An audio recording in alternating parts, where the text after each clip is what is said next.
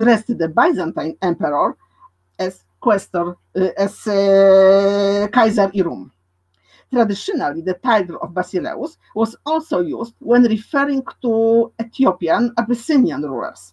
Most Greek literary sources at the same time used the expression Basileia Aethiopias or Basileia Axumiton.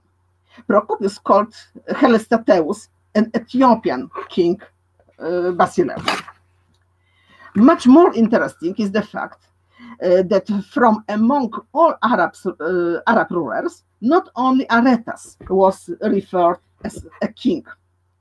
As it has been said before, the Byzantine chronicler attributed the same name also to his biggest rival, Almonzir of the Lakhmids. In that case, Procopius used exactly the same expression, axioma Basileus axioma, to depict the position of the Arab allied with Persia.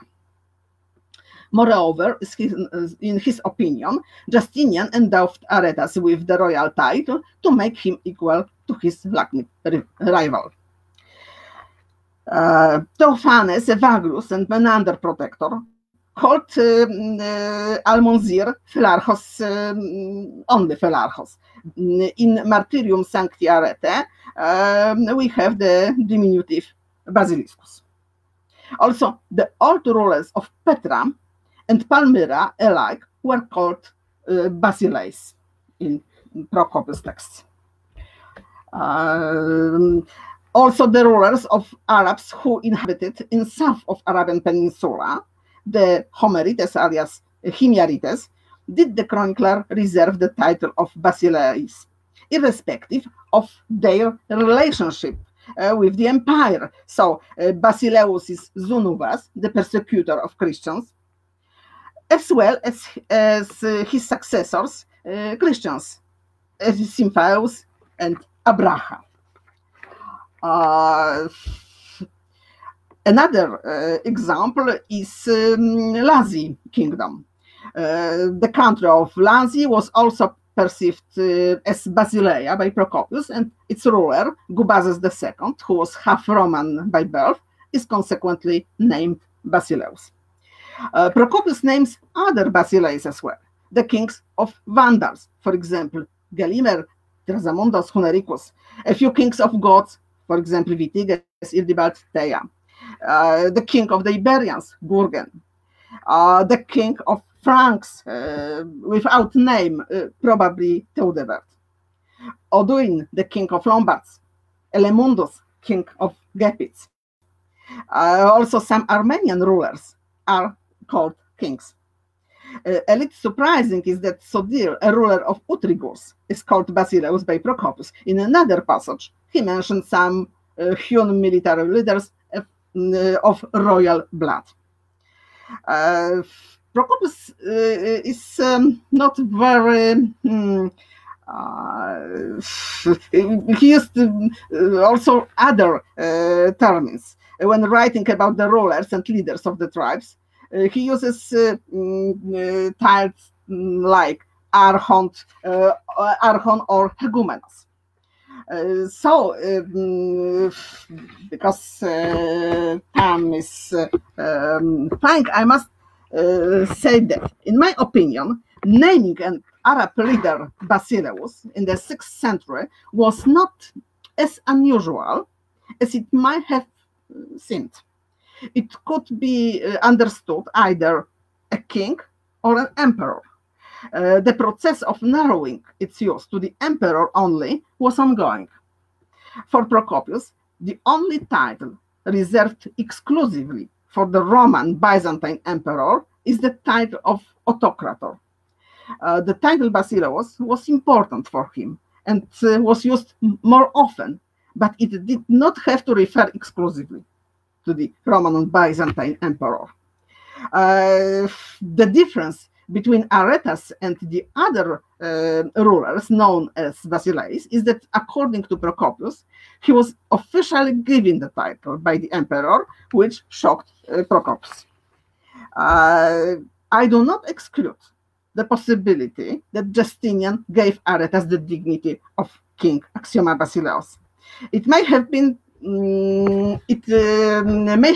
a translation of Arabian Malik.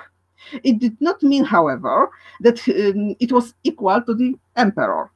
It was a king, Basileus, subordinated to the emperor, Basileus and Autocrator. He was a super chief of a number of tribes and archipelagos. And for me, it is significant that Arethas' son, Almonzir, received a crown from the Emperor Tiberius during his visit at Constantinople. Justinian wanted to make Arethas equal to his Lakhmid rival, who was appointed a king in the empire of the king of the kings. As Evangelos Chrysos wrote, the axioma Basileus of Arethas was meant to confront the Basileus axioma of Al-Munzir.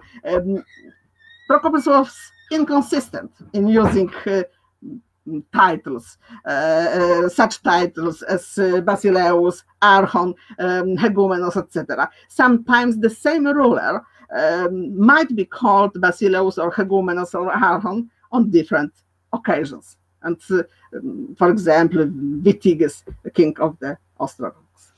Thank you very much.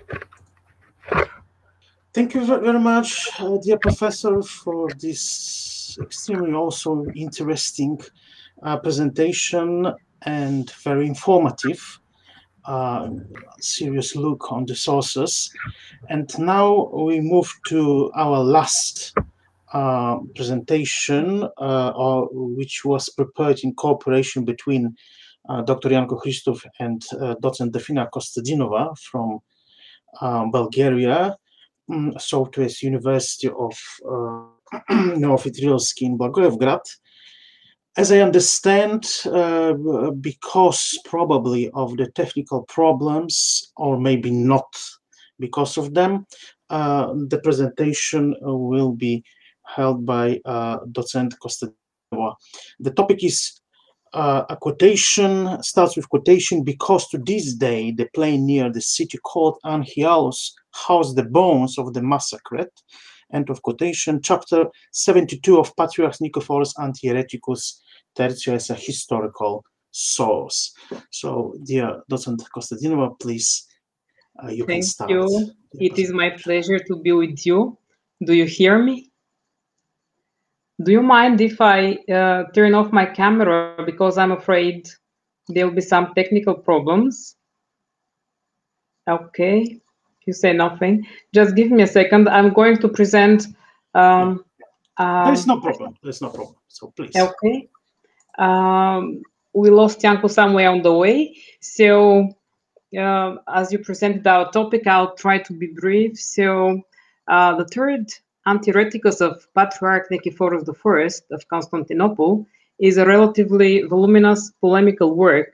It has composed, it was composed in the disturbing time during the tense internal political situation after the beginning of the second iconoclast period and respectively the overthrow of Nikephoros and his forced stay at the monastery of Saint Theodore.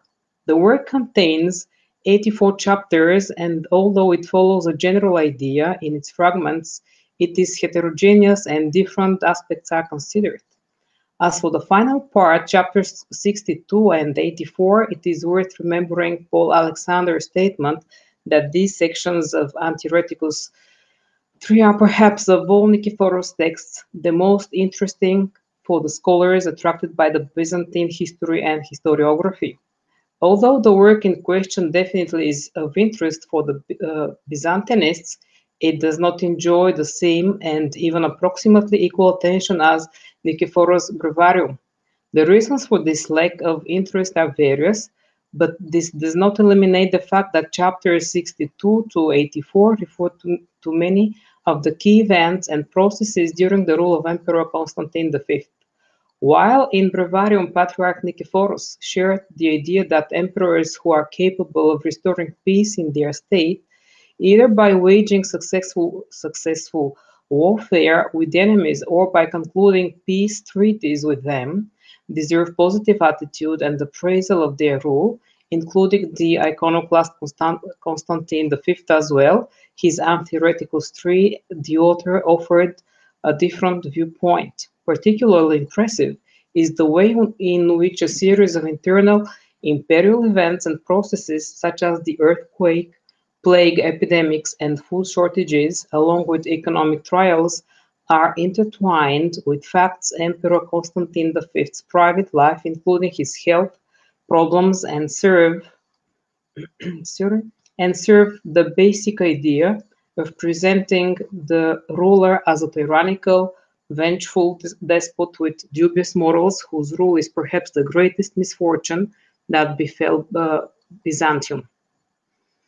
It is possible to take into consideration all the details, even to comment on the direct references of the Old and New Testaments, or the borrowings and references to ancient texts and motifs.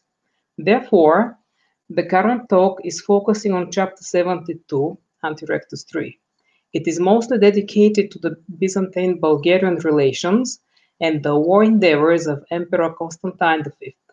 In the first lines of chapter 72, there is a direct address to the audience. Patriarch Nikephoros declared that he would tell about the exaggerated military victories of Constantine V as far as they can be accepted as such. The special emphasis was put on the events in the so-called Anchialos field. I quote, because he was preparing to take revenge on the Scythian people who lived to the west of us, he gathered his whole army and entered into battle with the enemies. The results show how successful the outcome of the war was for him, because to this day they are exposed by the ravines and the plain near the city called Anchialos that house the bones of the massacred, since almost the entire army of the Romans fell victim of the Scythian sword, noted the senior Byzantine clergyman. It is unquestionable that the quoted fragment definitely was paid attention to by researchers. In regard to some of the terrible effects of the wars between the empire and its hostile neighbors, John Howden remarks that Patriarch Nikephoros referred in one of his polemical writings to the bones of the soldiers slain in the Battle of Anchialos in 763, which could still be seen there at the beginning of the 9th century. Vasileios assumes that the contradictory testimonies show that this battle was absolute bloodshed and with great number of lost human lives for both sides. However, they were more significant for the limited resources and capabilities of the Bulgarian Khanate. Of particular note are the key efforts of the German Byzantinist Paul Speck and also of the French scholar Marie-José Monzen Baudinet, who translated the text and added the commentaries and notes of Nikephoros Antirrheticus. In view of the achievements in terms of style, narration, some interpolations and traceable primary sources, and taking into account the characteristic archaic tendencies of the Byzantine authors and the sum of their geographical, historical, and political ideas, the use of the ethnonym Scythians, referring to the Bulgarians in chapter 72 of Antirrheticus III, is no surprise. On the other hand, the clearly recognizable and very symbolic weapon in the ancient texts is much more closely associated with the Thracians, which was certainly known by an erudite author such as Patriarch Nikephoros. Given the interest in the Bulgarian-Byzantine conflict of the third quarter of the 8th century, the most important question seems to be related to whether there can be sufficient trust in the information in the fragment under consideration of the polemical work of the high clergyman. The answer cannot be unequivocal, as Monzen Baudinet emphasized more than 3 decades ago. In fact, Patriarch Nikephoros did not lie when he wrote about the many victims. Although there can be no question of undoubted direct compliance, one should not underestimate the perceptible resemblance with some verses of Jeremiah as well as Ezekiel. It should be emphasized that some other historical events also received Patriarch Nikephoros' attention. Given the interest in their description in the text under review, the most important question seems to be related to whether there can be sufficient trust in the records or not. The answer cannot be unequivocal. In fact, in his Antirrheticus III, Patriarch Nikephoros did not lie when he wrote, sorry for the repetition. At the same time, without fabricating an entirely incorrect version of the final outcome of the Battle of Anchialos in 673, he managed to belittle it by masterfully misleading the readers with the facts he knew about the campaigns of the mid-670s, 760s, and the Byzantine failure of 766, which had a disastrous end. According to Patriarch, well-known on record in Breviarium in the campaign of 766, the impressive, probably exaggerated number of 2,600 vessels went to the Burgas Bay. And the quotation is, follows from there, but as the fleet was anchored by the coast of the sea that is there, that place is lacking in harbors and difficult for sailors, one can read, end of the quotation, one can read in the Chronicle, I continue, a violent and harsh blast blew against it. It was a north wind, overturned and broke the ships against the shore and sank in the surf a great number of crews. The emperor was greatly distressed by this and commanded the officers to cast nets in the sea in order to collect the drowned bodies and bury them. And thus he returned to the palace. End of the quotation. Theophanes the Confessor also noted the reason for the end of the campaign in 766. All this is omitted in chapter 72 of Antirrheticus III. In addition, Patriarch Nikephoros was silent for the key moments of Emperor Constantine V's active involvement in the internal crisis in Bulgaria. The outline of the struggles for the Han's throne is very vague. Indeed, the flight of Han Sabinus to Byzantium is given a cursory glance, but respectful Byzantine success in 746-745 remain without mention. The passages that refer to the eastern policy of Emperor Constantine V are also marked by underestimation or omission of the successes. The neglect of the chronological sequence of events concerning the resettlement of Syrians and Armenians in Thrace seems to have further contributed to the overall confusing effects. Despite all, we should not disregard the significance of chapter 72 as a source of historical information. In several places in the work, it stands out that the Patriarch addressed it to his contemporaries and argued or struggled with popular moods among his audience at the specific historical moment of composing the text. In this regard, Antirrheticus III is interesting mainly for what it reveals about Nikephoros' use of history for ideological and polemical purpose. Of course, we must remain doubtful that he seriously strived for rewriting completely the entire narrative about Emperor Constantine V's rule. However, he did enough in this direction by using recognizable moments of the Byzantine past, particularly arranged in order to support his claims about the historical development of the empire. The reflection of the events in the mid-760s and the stories of the battles between Bulgarians and Byzantines in the fields near Anchialos found a place in the works of later Byzantine chroniclers of the 9th and 10th centuries. Along with the outstanding influence of the work of Theophanes the Confessor, it is worth mentioning that their texts also reveal a connection with what was written in the polemical Antirrheticus III of Patriarch Nikephoros. In this regard, A look at George the monk's concise chronicle is inevitable. Relatively little is known about the author.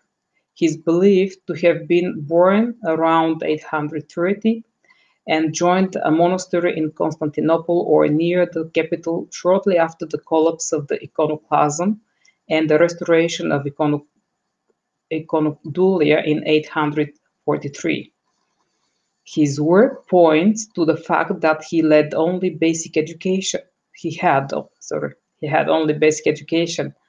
Despite this, George the monk obviously had extensive knowledge of scriptural, patristic, and hagiographical texts. The method of extracting passages from the works of various earlier authors and assembling them into a single text was typical of his concise chronicle. Something more. I quote, George the monk compiled his own history, which is, to a considerable extent, a collection of excerpts mainly taken from patristic texts and put together to form a homogeneous text. The reworking of the excerpts before their insertion into the chronicle is not consistent throughout the whole. The chronicle was intended to provide knowledge for Orthodox readers. This purpose outweighs the chronological goals of George the monk's historical narrative. His extracting method is the same as the one applied by Florilegia, question and answer works, and collections of speeches. Thus, in George's chronicle, nothing was written by George himself. This is the end of the quotation. One can read this in a very recent publication of Panayotis Manafis. The highly illustrative part of George the monk's concise chronicle concerning the reign of Emperor Constantine V reads, again a quotation, moreover, since many of the commanders and soldiers were accused of worshipping icons, this 3 times miserable and an enemy of the truth sentenced them to various tortures and violent torment. Then he went on a campaign against the Bulgarians. Having armed 2,600 Helandians, he sent them to Anchialos. Heading for the shore, because a strong north wind was blowing, almost all vessels were destroyed and countless troops drowned. End of the quotation. In fact, the discrepancy between Anchialos and Anchialos or Anchialos can be seen in Nikephoros and Theophanes or in their original source. While the Patriarch points to Anchialos and Mesembria, Theophanes the Confessor notes Anchialos. The discrepancy also appears in the works of later authors. Yet, such a peculiarity is probably not only due to the proximity of the names, but also because the river Anchialos flows into the Black Sea nearby the city of Anchialos. It is worth noting that according to the above, the end of the campaign in 766 was not due solely to the catastrophe that befell the Byzantine fleet. Again, a quotation. The Bulgarians, hearing of this, started a battle with him. His troops were killed fiercely, and he returned with great shame and defeat. End of quotation. The heavy losses suffered by the troops of Emperor Constantine V during the campaigns against the early medieval Bulgaria are mentioned once again. The original source of the information is indisputable. About him and the divine Patriarch of Constantinople, Nikephoros, said the following. George the monk's concise chronicle reads several lines below a passage very identical to the above-mentioned fragment of chapter 72 from the Patriarch's polemical work. Again, a quotation follows. Of those victories invented by his insane and raging like-minded people, let us recall one of the most notable, because all are such. After preparing to take revenge on the Scythian people living in the west, he gathered all his subordinate army, entered into hand-to-hand combat with the enemies, and what end of the war he achieved, the obvious things testify. This is clearly shown by the valleys and plains around the city called Anchialos, which house the bones of the slain. because almost the entire Roman army fell victim to the Scythian sword. End of quotation. The combined Byzantine campaigns by land and sea against Bulgaria in the third quarter of the 8th century were given a place in the so-called anti-Macedonian chronography, while soon after the triumph of Iconodulia, George the Monk's text emphasizes on the casualties among the army of the notorious iconoclast Emperor Constantine V in the mid-10th century. Simeon the Logothete had no worries and mentioned of the emperor's successes in 763 and his triumphant entry into Constantinople with the tied captives of the army of Han Telets. The story of the next expedition in 766, with the participation of the naval forces of the empire, repeats the well-known information about the strong north wind that smashed the ships, after which the Bulgarians held victory over the Byzantine land army. In this particular case, the additional touches regarding the outcome of the battle, and especially what remains as evidence, are of great importance. Again, a quotation. The emperor wanted to war against the Bulgarians with the navy as well as the army, and he sent forces to Anchialos. However, a violent wind started to blow and the ships were destroyed. This is read in the Chronicle of Simeon the Logothete. And again, a quotation. On learning this, the Bulgarians joined battle with them, and the emperor was terribly defeated and turned humiliated. For even until today, the bones of those killed at Anchialos bear evident witness to the defeat. End of quotation. When the topic is a battle with many casualties and the scattered remains of slaughtered imperial fighters, which can be seen even decades later, it is traditionally associated with the clash near Anchialos River on August the 20th, 917, between the victorious Bulgarian led by Tsar Simeon and the routed Byzantine troops commanded by Magistratus Leo Phocas. Speaking about this pivotal moment in the conflict between the Bulgarian ruler and the regency led by Empress Zoe Garbonospina, the mother of underage Emperor Constantine VII,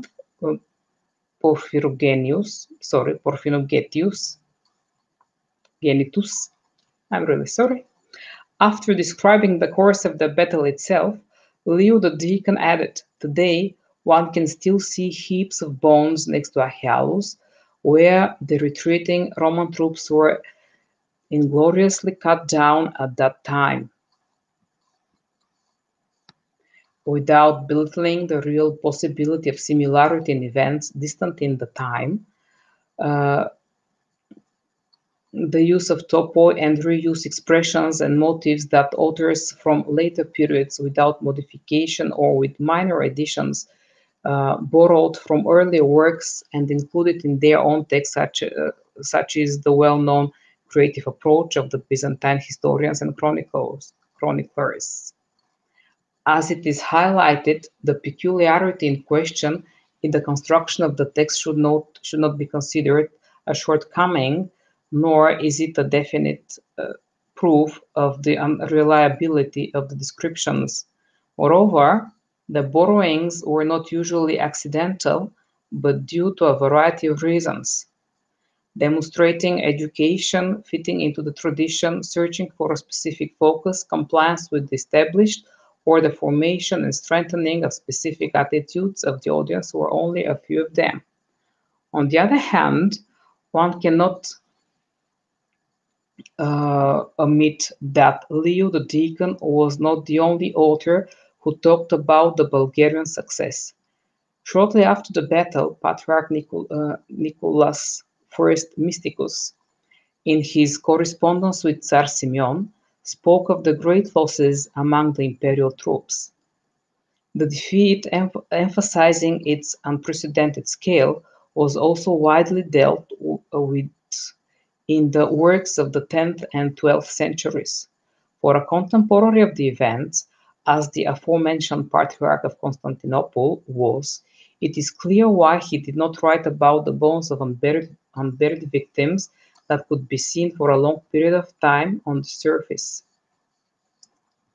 In Book 6 of Theophanes Continuatus, in the text related to the work of Simeon the Logothet, and especially for the later chronicles of John Silices and John Zonaros, such an aspect would seem perfectly understandable. However, it lacks, and being part of the description of the hostilities in 917, presented by Leo the Deacon, is an exception. This does not mean that Leo the Deacon used a randomly recognizable, at least for his well-read audience, motive. On the contrary, the author mentioned unburied remains of killed soldiers, which could be seen decades later in another place in his work. The example has nothing to do with the Byzantino-Bulgarian wars and is related to the clashes between the Empire and the Arabs in the East Asia Minor.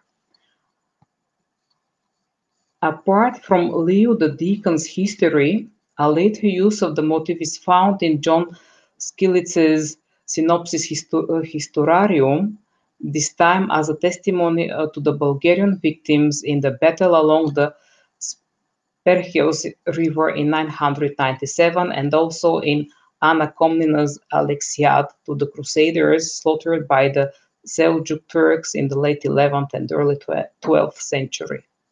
Along with the clarification that the later events are beyond the scope of this article, or this presentation, as you can guess, dedicated to chapter 72 of Patriarch Nikephoros' polemical work, it must be clearly stated that there is no doubt about the dimensions of these victories. The brief notes presented are due to the fact that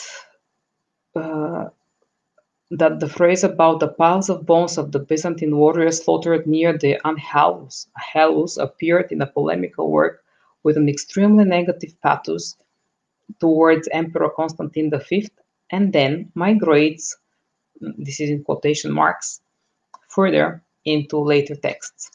One should not ignore the general attitudes in Byzantium at the beginning of the second iconoclast period, when the Antirrhetici were written by Patriarch Nikephoros. As has been mentioned above in several places in the text, it stands out that the Patriarch addressed it to his contemporaries and argued or struggled with popular moods among his audience at the specific historical moment of composing the text.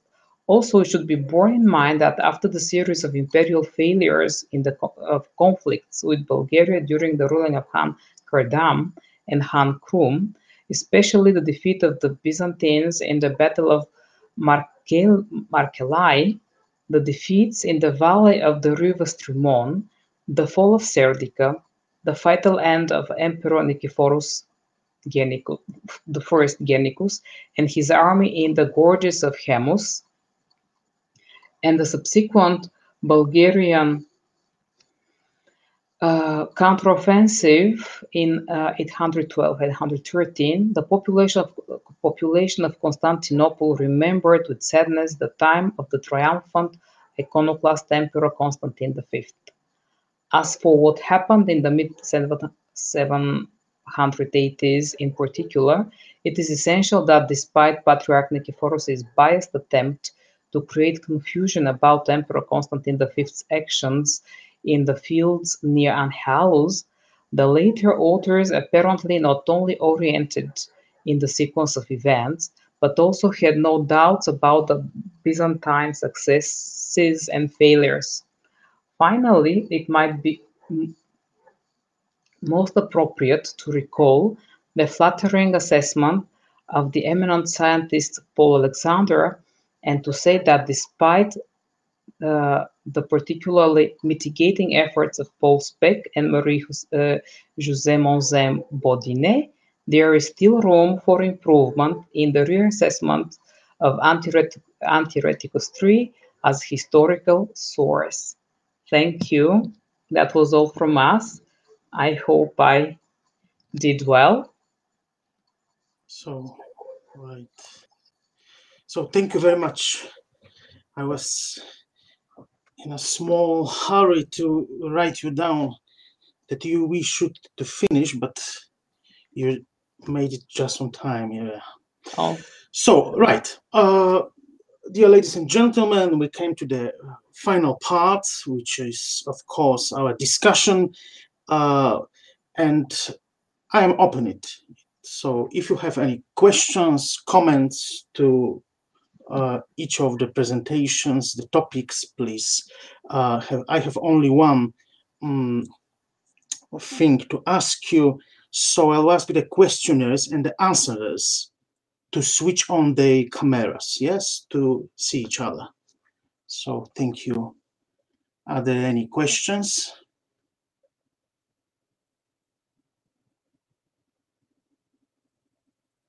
All right.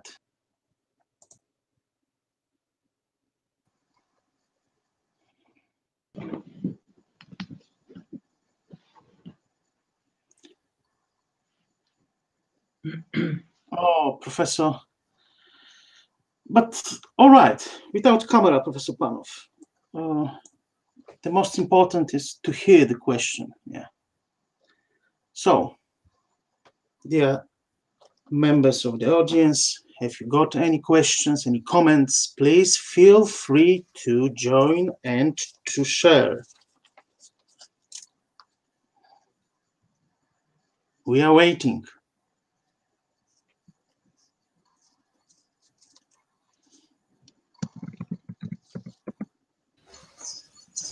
So, are there any questions, comments? Or everybody are exhausted so much that...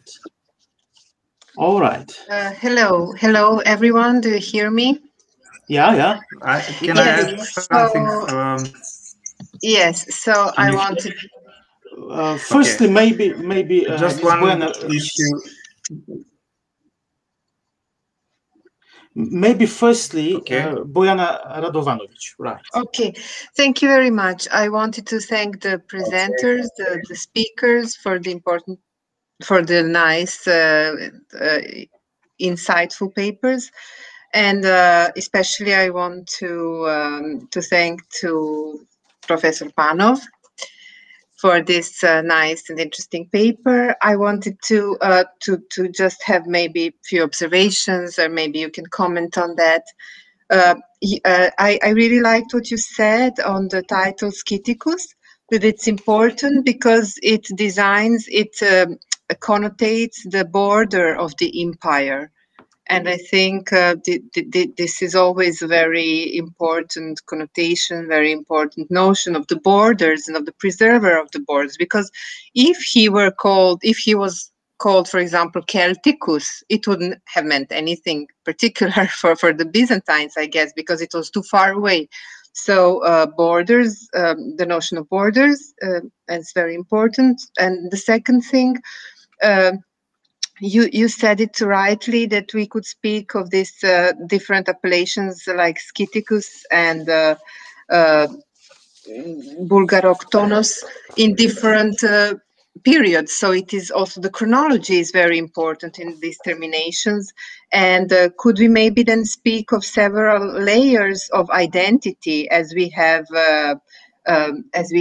Basil as Macedonian, Bulgarian, Scythicus? Could you speak of the several layers of identity? Thank you very much, Professor Panov. Thank you, Bojana, for your comments. Yeah, in general, I agree with you. That's why I was speaking about conceptual borderland, which was drawn in accordance to momentary political and military situation. Just to mention that both Leo the Diakon and John Geometres did not mention any Slavs in this context. So there are a lot of issues waiting to be examined in this sense concerning the identity, multi-layers of identity, considering the function of terminology, as I mentioned, because as we can see, there are a lot of tendency among the Byzantine authors to adapt or to manipulate in sort of way with terminology to reflect the ideology, their ideology, the and political propaganda of the time. That's why I was considering the ideological aspect of this. So yeah, you're right that there are a lot of layers of identity considering, and we should try to remove them in order to get the real face of the identity of the enemy considered in this text. So enemy considering the issue of the others. So thank you for your comments again. Thank you, Professor. All right. Other questions, comments to each of the presentation? Yeah? All of them? Please feel free, be bold. If it's not a problem, I will ask Vasileios Kollias, of course, the colleague. It was very interesting to very thoroughly analyze the paper together with his colleagues regarding the portrayal of the emperor in the novels of Leo VI. But I was just wondering how the Leo funeral oration to Basil I could relate or fit with this concept of ideal emperor that you were talking about. Just one consideration, not just my point. Thank you, Professor. This is a very interesting topic, which, as far as I know, has not been, researched a lot. Leo's homilies and their way of presenting things, just like you said, Professor. So we wish, and I personally wish, that in the future researchers will also cast light on that part of Leo's work, except for the legal one. Thank you, Professor. Thank you. So, other comments? Other questions? We have another presentations concerning also, for example, the term, the title of Basileus, which I think was also quite interesting. And this last presentation, of course.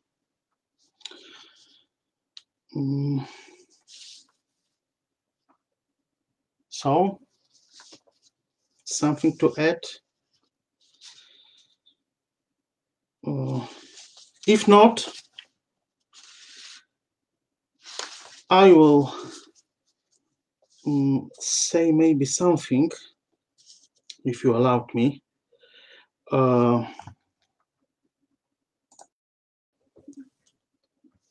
So I have too many notes, you know. So I can find what I was writing down. Professor Panov, it was quite interesting, and I think to consider it much more deeply, I suppose. As you probably know, this term Scythian Scythicus and this appellation, I was thinking that it was a kind of, let us say, archaization, yes, in Byzantium. So, for example, Basileus II depicted himself in a way that the Roman emperors made it. So this Scythicus, of course, was popular in the previous periods of Roman history, and it's obvious.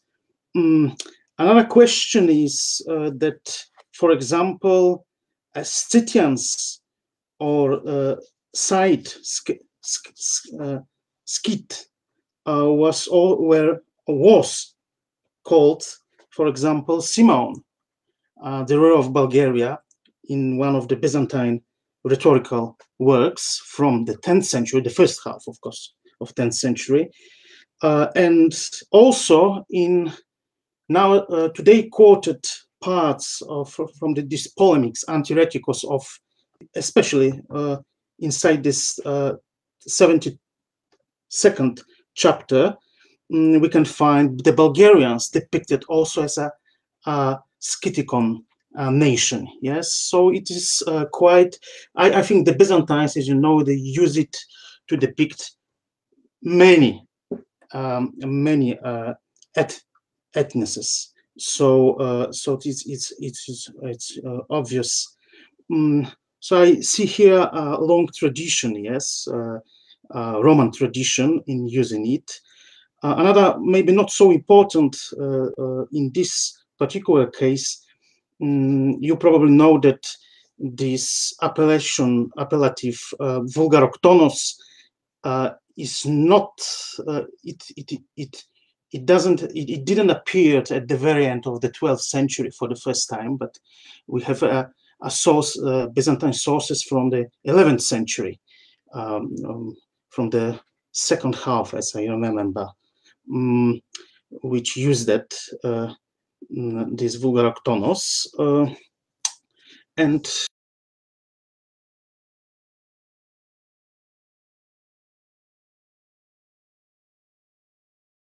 presentation with those this one by Vasileios Kollias, because in this particular epitaphium of the Emperor Basil, we can find an elements of the image of the ideal ruler. Yes, he underlined that his spear not lined idle. Yes, so he's a protector.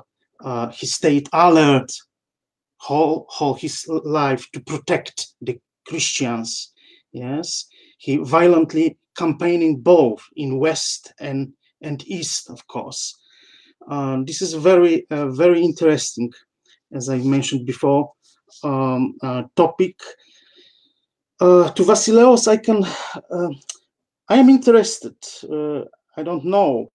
Do you know when, for the first time, as I know, to my knowledge, it was the second half of the 10th century, the emperor started not to be called ektheu, so from God, but entheo, and inside, so God. Yes, it is very interesting. Could we find, for example, examples for from the earliest period for this? I'm not so sure, but as I mentioned, to my knowledge, is it for the first time, second half of the 10th century, probably the times of Tzimiskes, but I'm not sure. And of course, we can say a lot of this ideal image, and this question at the very end of your presentation also I found very interesting, the opposition between the official image of Leo VI and the reality.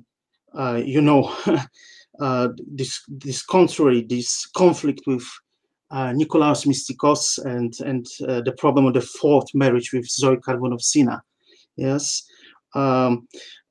it was especially interesting when you call this chapter from the Lego text, in which the emperor was theologically speaking about the marriage. Yes, quite interesting. But it's normal, even for nowadays, that the politicians declare officially one things. In reality, reality is something different. So thank you. This is my comments. If you want to answer, please, maybe a few minutes also more. Professor Panov, something to add? Thank you, Professor Marinow, for your insightful comments. At the end, I cannot hear something because the internet went well. But in general, you were speaking about the terminology, Scythian terminology, which was also applied to the Russians. So in general, I was trying to make a distinction when the Byzantine authors applied this terminology and in what relation. Because when they're applying the terminology beyond the conceptual borders of the Roman imperial power, they receive another dimension or another meaning. So they were sticking to this division, in my sense, of Roman power, because if we compare, just for instance, the John of Kameniates from the beginning of 10th century, he was speaking about the Thessalonica as the first among the Macedonians. First meaning that there are other cities belong to Macedonians. So this idea, conceptual idea of belonging to Roman imperial power remained until the end of Byzantium. So if we recall Nikephoros Gregoras, for instance, in the mid 14th century, he was speaking about the anachronism of the term Bulgaria, which was introduced, in my opinion, with following the subjugation of Samuel State in 1018 through the Sigilia of Basil II. But he, as he was considered as Scythicus in the sources, this is actually a constructed meaning of the new border that he was conceptualizing because of the restoration of the Roman Empire. So if we recall the Nicephor of Gregoras, we can see that he was even claiming that Basil II annihilated every Bulgarians in a sense of the terminology that was established after Basil II Sigilias. So, and that they were expelled from Macedonia. He was speaking also about the Thessalonica as the first city of among the Macedonians. He was speaking on Ohrid as a Macedonian city as well.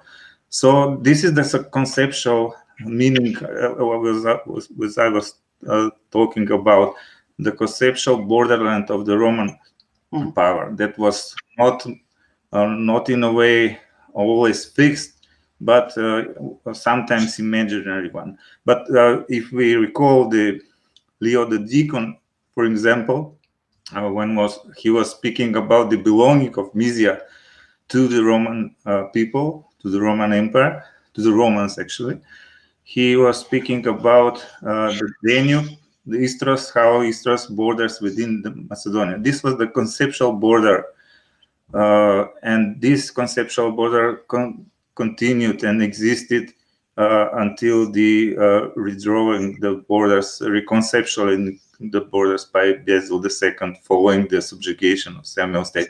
It is a complicated issue, but hope that my paper will make some clarification in this. So thank you. Oh, unfortunately, probably Vasileios, if you want to say something, but really 3 minutes maybe. I will try 2 minutes. Okay. Okay, please allow me to comment on your very interesting and deep thoughts, combining it with a 1-minute question to Professor Wolińska. Right. The title of the king, the emperor, was formed after Heraclius, as we know, from Imperator Augustus and so on, to Πιστός εν Χριστώ το Θεό, Αυτοκράτορ και Βασιλεύς των Ρωμαίων. So at the beginning it was ek Theou, by God, and then it was pistos and theo, that is a believer with the right orthodox beliefs, the faith. So how would you please comment, Professor, the translation of the term